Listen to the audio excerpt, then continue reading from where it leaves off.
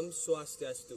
Perkenalkan, nama saya Kadarisa Dwi Kurniawan, kelas 9D, absen 16. Di sini saya akan menceritakan salah satu pahlawan Indonesia yang dikenal sebagai Bapak Proklamator, yaitu Muhammad Hatta. Muhammad Hatta lahir di Bukit Tinggi pada tanggal 12 Agustus 1902. Ayahnya bernama Muhammad Jamil dan ibunya bernama Siti Saleha. Saat lahir, ia bernama Muhammad Attar. Ayahnya meninggal saat ia masih berumur 8 bulan. Ia menempuh pendidikan dasar di Sekolah Melayu Privat Bukit Tinggi. Dan pada tahun 1913 sampai 1916, ia melanjutkan studinya di Aerospace Leisure School di Bukit Tinggi. Pada tahun 1919, ia pergi ke Batavia untuk studi di Sekolah Tinggi Dagang di Prince Hendrik School.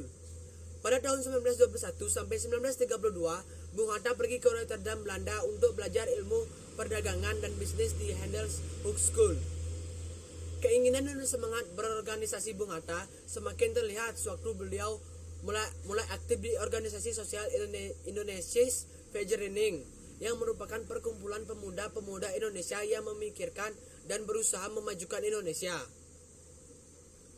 Pada tahun 1925, organisasi ini dinyatakan sebagai sebuah organisasi politik yang kemudian dinamai Perhimpunan Indonesia.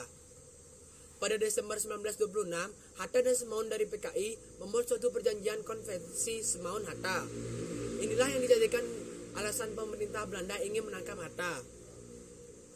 Pada tahun 1927, ia mengikuti sidang Liga menentang imperialisme, penindasan kolonial, dan untuk kemerdekaan nasional di Frankfurt.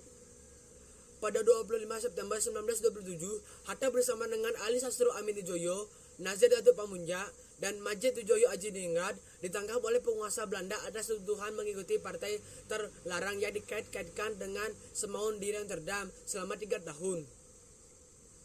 Pada Desember 1931, pengikut Hatta segera membuat gerakan tandingan yang disebut dengan Gerakan Merdeka, yang bernama Pendidikan Nasional Indonesia.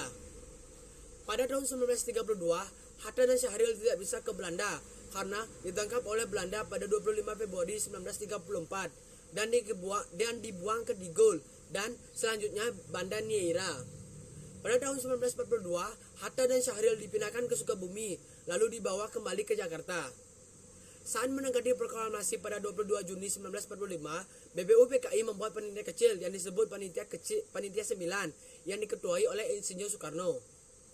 Pada 19 Agustus 1945, Bung Karno dan Bung Hatta dilantik sebagai ketua dan wakil ketua BPKI yang bertugas melanjutkan kerja BBU PKI dan menyiapkan pemindahan kekuasaan dari pihak Jepang kepada Indonesia.